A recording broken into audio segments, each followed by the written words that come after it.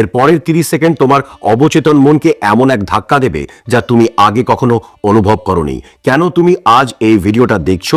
এটা কি নিছক কাকতালীয়? একদম নয়। মা কালীর ইশারায় তুমি আজ এখানে, কারণ তোমার ধৈর্যের বাঁধ ভাঙার আগেই মহাবিশ্ব তার সাহায্যের হাত বাড়িয়ে দিয়েছে। নমস্কার বন্ধুরা, আমি আপনাদের নীল। 17ই ফেব্রুয়ারি। তুমি হয়তো চারপাশের কোলাহলে ক্লান্ত হয়ে ভাবছো অন্ধকার কি কাটবে না। ঠিক এই মুহূর্তে যখন মহাকাশে বুধ আর বৃহস্পতি একে অপরের দিকে 120 ডিগ্রি কোণে তাকিয়ে এক ঐশ্বরিক নবপঞ্চম রাজযোগ রচনা করছে, তখনই তোমার জীবনের চিত্রনাট্য বদলাতে শুরু করবে। আজকের ভিডিওতে তোমরা জানতে পারবে সেই 5 রাশির কথা যারা এই ফেব্রুয়ারিতে এক মহাজাগতিক জ্যাকপট পেতে চলেছে। আজকের ভিডিওতে আপনারা জানবেন কেন 2026 সালের এই ফেব্রুয়ারি মাসটি ইতিহাসের পাতায় আপনার জন্য স্বর্ণাক্ষরে লেখা থাকতে চলেছে। আজকের ভিডিওতে আপনারা জানবেন আগামী 17ই ফেব্রুয়ারি যখন বুধ আর বৃহস্পতি একে অপরের থেকে 120 ডিগ্রি কোণে তাকিয়ে থাকবে, নবপঞ্চম রাজযোগের সূচনা করবে, তখন 5টি রাশির জীবনে আসবে এমন এক অপ্রত্যাশিত সৌভাগ্য যা হয়তো গত কয়েক প্রজন্মে কেউ দেখেননি। শুনুন, আমি আজ আপনাদের শুধু রাশিফল বলবো না, আজ আমি আপনাদের হাতে তুলে দেব সেই গোপন চাবিকাঠি, রাশি অনুযায়ী সেই অলৌকিক উপায় যা তোমার জীবনকে অর্থ আর খুশিতে কানায় কানায় ভরিয়ে দেবে। তাহলে শুরু করা যাক আজকের এই আধ্যাত্মিক যাত্রা। ওং রিং ক্রিং কালিকায় নমঃ। ওং তৎসৎ। 17 তারিখ থেকে কাদের জীবনে স্বর্ণ সৌভাগ্য আসছে। মা শারদা বলতেন, কাজ চাই, কাজ করলে মন ভালো থাকে। কিন্তু কাজ করলেই কি সবসময় ফল পাওয়া যায়? না। ঠাকুর শ্রী রামকৃষ্ণদেব বলতেন, ব্যাকুল হয়ে ডাকলে মা কালী কি আর না শুনে থাকতে পারেন? শ্রী রামকৃষ্ণদেব বলতেন, সবই তাঁর ইচ্ছা, কিন্তু সেই ইচ্ছাকে বুঝতে গেলে চাই শুদ্ধ বুদ্ধি আর পরম সৌভাগ্য। জ্যোতিষশাস্ত্রে বুধ হলো আমাদের বুদ্ধি, আমাদের ভাষা, আর বৃহস্পতি হলো দেবগুরু, আমাদের আত্মার জ্ঞান আর প্রাচুর্যের কারক। ভাবতো, যখন বুদ্ধি আর সৌভাগ্য হাত মেলায় তখন অসম্ভব বলে কি কিছু থাকে? এই নবপঞ্চম রাজযোগ হলো ঠিক তেমনই এক মহেন্দ্রক্ষণ। স্বামী বিবেকানন্দ বলতেন, নিজেকে দুর্বল ভাবাই সব থেকে বড় পাপ। এই রাজযোগ তোমাকে মনে করিয়ে দিতে আসছে যে তুমি দুর্বল নও। তোমার ভিতরে যে অনন্ত সম্ভাবনা সুপ্ত হয়ে আছে তাকে জাগিয়ে তোলার সময় এসছে এখন। কিন্তু এই যোগ সবার জন্য সমান ফল দেয় না। কেন? এখানেই লুকিয়ে আছে এক আধ্যাত্মিক রহস্য। তুমি হয়তো ভাবছো, নীল, আমি তো অনেক পুজো করি, তাও কেন ফল পাচ্ছি না? শোনো, এই উত্তরটা তোমার কর্মফলের গভীরে। নবপঞ্চম যোগ তখনই তৈরি হয় যখন মহাবিশ্ব তোমার জন্য একটা পোর্টাল খুলে দিয়েছে। 2026 সাল সংখ্যাতত্ত্ব অনুযায়ী 1 সংখ্যার বছর, আর ফেব্রুয়ারিতে এই বিশেষ দিনটি তোমার ব্যক্তিগত চার্টে কি প্রভাব ফেলছে শোনো। এখনই যা বলছি সেটা মন দিয়ে শোনো। এর পরের অংশে আমি বলবো সেই রাশির অভাবনীয় পরিবর্তনের কথা যা শুনলে তোমার ধমনীতে রক্ত চলাচল বেড়ে যাবে। এই পরিবর্তনের আজ কি তুমি ইতিমধ্যেই পাচ্ছ? আসল রহস্যটা কি সামনে এসছে? প্রথমেই আসি মেষ রাশির কথায়। শোনো, মেষ রাশি জাতক জাতিকারা, তোমরা তো আগুনের জাতক। লড়াই করতে করতে তোমরা ক্লান্ত, কিন্তু এই নবপঞ্চম যোগ তোমার ক্যারিয়ারে এমন এক অভাবনীয় মোড় আনবে যা তুমি স্বপ্নেও ভাবনি। পৈতৃক সম্পত্তি নিয়ে যারা আইনি লড়াইয়ে ছিলে তাদের জন্য জয়ধ্বনি আসছে, কিন্তু সাবধান, একটা ছোট ভুল তোমার এই রাজকীয় সুযোগ নষ্ট করে দিতে পারে। সেই ভুলটা কি বলছি, একটু ধৈর্য ধরো। এবার আসি মিথুন রাশির কাছে। বুধ তোমার অধিপতি, আর সেই বুধ যখন বৃহস্পতির সাথে রাজযোগ তৈরি করছে তখন আটকে থাকা টাকা তোমার দিকে বন্যার মতো ধেয়ে আসবে। যারা শিক্ষা বা গবেষণার সাথে যুক্ত তাদের জন্য এই সময়টা যেন মা শারদার আশীর্বাদ। কিন্তু শোনো, মিথুন রাশির জাতকদের একটা বিশেষ জায়গায় মানুষ ঠকায়। এই 10 দিনে সেই প্রতারণা থেকে বাঁচার পথ কি? এখানেই লুকিয়ে আছে আসল রহস্য। সিংহ রাশি, তোমার আত্মবিশ্বাস এখন হিমালয়ের মতো উঁচু হবে। হঠাৎ প্রাপ্তি, হ্যাঁ, একেই বলে জ্যাকপট। হয়তো নতুন বাড়ি বা গাড়ির চাবি তোমার হাতে আসতে চলেছে, কিন্তু মনে রেখো, সিংহ যখন গর্জন করে তখন সে একা থাকে। এই জয়ে তুমি কি সবাইকে পাশে পাবে, নাকি তোমার প্রিয়জনই তোমার শত্রু হয়ে দাঁড়াবে? তুলা রাশি, তোমাদের অধিপতি শুক্র বিলাসিতা পছন্দ করে, আর নবপঞ্চম যোগ তোমার জীবনে সেই আরাম নিয়ে আসছে। অফিসের বড় সাহেব যে তোমাকে একসময় অবজ্ঞা করত, সে এখন তোমার পাশে দাঁড়াবে। তোমার মুখের ভাষা হবে মধুর। কিন্তু এখানেই শেষ নয়, আসল চমকটা ধনু রাশির জন্য অপেক্ষা করছে।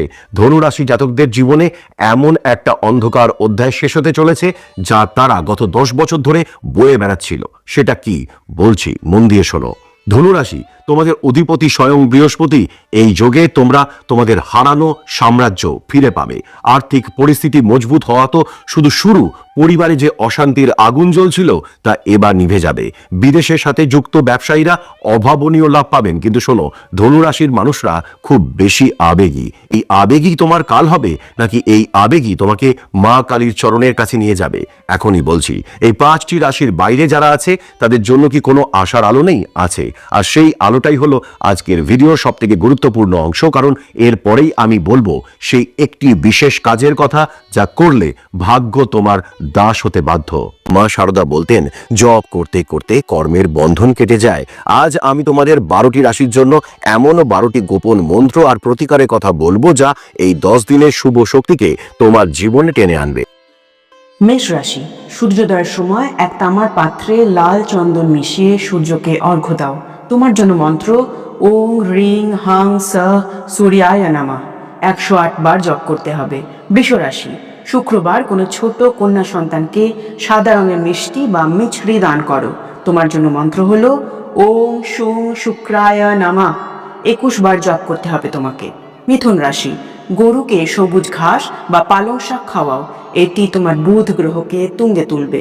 তোমার জন্য মন্ত্র হলো ওং ব্রাং ব্রিং রং স বুধায় নমঃ 108 বার জপ করতে হবে। কর্কট রাশি, পূর্ণিমার রাতে 1 গ্লাস জল চাঁদের আলোয় রেখে পরদিন সকালে সেই জল পান করো। তোমার জন্য মন্ত্রটি হলো ওং শ্রাং শ্রিং শ্রং স চন্দ্রায় নমঃ 11 বার জপ করতে হবে এই মন্ত্রটি। সিংহ রাশি, প্রতিদিন গায়ত্রী মন্ত্র পাঠ করো এবং কপালে লাল চন্দনের তিলক পরো। তোমার জন্য মন্ত্রটি হলো ওং আদিত্যায় নমঃ 28 বার জপ করতে হবে এই মন্ত্রটি। কন্যা রাশি, বুধবার অভাবী কাউকে সবুজ রঙের কাপড় বা মুগ ডাল দান করো। তোমার জন্য মন্ত্রটি হলো ওং ওয়াং বুধায় নমঃ 108 বার জপ করবে মন্ত্রটি। তুলা রাশি, নিজের শোবার ঘরে সাদা সুগন্ধি ফুল যেমন রজনীগন্ধা রাখো। তোমার জন্য মন্ত্রটি হলো ওং দ্রাং দ্রিং দ্রং স শুক্রায় নমঃ 33 বার এই মন্ত্রটি জপ করবে। বৃশ্চিক রাশি, মঙ্গলবার হনুমান চালিসা পাঠ করো এবং হনুমানজির চরণে সিঁদুর অর্পণ করো। তোমার জন্য মন্ত্রটি হলো ওং ক্রাং ক্রিং ক্রং স ভৌমায় নমঃ 21 বার এই মন্ত্রটি জপ করতে হবে তোমাকে। ধনুরাশি, প্রতিদিন কপালে ও নাভিতে হলুদের তিলক লাগাও, এটি বৃহস্পতি দেবের কৃপা আকর্ষণ করবে তোমার জীবনে। তোমার জন্য মন্ত্রটি হলো ওং ব্রিং বৃহস্পতয়ে নমঃ 108 বার এই মন্ত্রটি জপ করতে হবে। মকর রাশি, শনিবার কোনো বট গাছের গোড়ায় সর্ষের তেলের প্রদীপ জ্বালাও। তোমার জন্য মন্ত্রটি হলো ওং শাং শনৈশ্চরায় নমঃ 19 বার এই মন্ত্রটি জপ করতে হবে। কুম্ভ রাশি, অসহায় বা বিশেষভাবে সক্ষম ব্যক্তিকে কালো তিল বা কালো কম্বল দান করো। তোমার জন্য বিশেষ মন্ত্রটি হলো ওং প্রাং প্রিং প্রং স শনৈশ্চরায় নমঃ 108 বার এই মন্ত্রটি জপ করতে হবে। মীন রাশি, কোনো মন্দিরে বা ধর্মীয় স্থানে হলদে রঙের ফল বা ছোলা দান করো। তোমার জন্য মন্ত্রটি হলো ওং গ্রাং গ্রিং গ্রং স গুরবে নমঃ 21 বার এই মন্ত্রটি জপ করো তুমি। বন্ধুরা, গ্রহের অবস্থান তো কেবল একটা মানচিত্র, কিন্তু সেই পথে হাঁটতে হবে তোমাকেই। মা শারদা বলতেন, দোষ দেখাটা ছাড়ো, জগৎকে নিজের করে নাও। এই যে রাজযোগের কথা বললাম, এটা তোমার জীবনে আসবে যদি তোমার হৃদয়ে দর্পণের মতো পরিষ্কার থাকে। টাকা আসবে, খ্যাতি আসবে, কিন্তু দিনের শেষে তুমি যখন আয়নার সামনে দাঁড়াবে তখন কি নিজেকে চিনতে পারবে?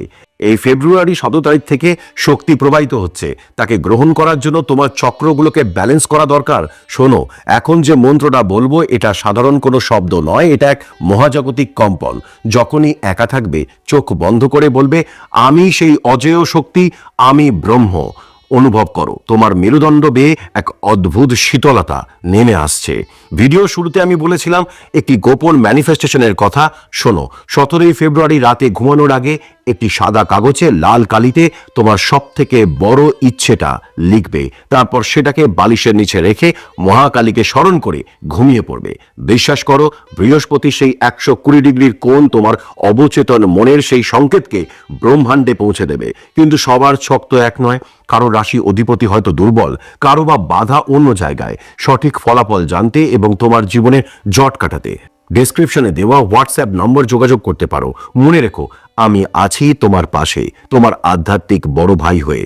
ভিডিওটি শেষ করার আগে একটা কথা বলে যাই, জীবনটা খুব ছোট, হিংসা, রাগ আর অতৃপ্তিতে একে শেষ করে দিও না। আজকের এই রাজযোগ তোমাকে মনে করিয়ে দিয়ে এসছে যে তুমি একা নও, তোমার পিছনে এক বিশাল দৈব শক্তি কাজ করছে। এই ভিডিওটি যদি তোমার মনে সামান্যতম শক্তির সঞ্চার করে থাকে তবে জানিও, কমেন্টে লেখো জয় মা। তোমার একটা ছোট্ট কমেন্ট আমার পরবর্তী গবেষণার প্রেরণা। ভালো থেকো, নিজের যত্ন নিও, কারণ তুমি ভালো থাকলেই তোমার জগৎ ভালো থাকবে। আজকের এই আলোচনা যদি তোমার মনে সামান্যতম আগুনের ফুলকে জ্বালিয়ে থাকে তবেই আমার এই প্রচেষ্টা সার্থক। জীবন একটা লড়াই, আর তুমি সেই লড়াইয়ের একজন মহান যোদ্ধা। তোমার ভাগ্যের সেই সোনার চমক শুরু হতে চলেছে। ভিডিওটি ভালো লাগলে লাইক করার কথা বলবো না, যদি মন থেকে টানে তবেই তোমার প্রিয় কোনো মানুষকে এটা শেয়ার করে দিও যার এখন একটু সাহসের প্রয়োজন। কমেন্টে লেখো জয় মা মহাকালী। তোমার এক একটি শব্দ মহাবিশ্বে প্রতিধ্বনিত হবে। সুস্থ থেকো, লড়াকু থেকো, মা কালীর কৃপা তোমাদের উপর সর্বদা বর্ষিত হোক। আজ আসি, আবার দেখা হবে কোনো এক নতুন আধ্যাত্মিক সকালে। নমস্কার।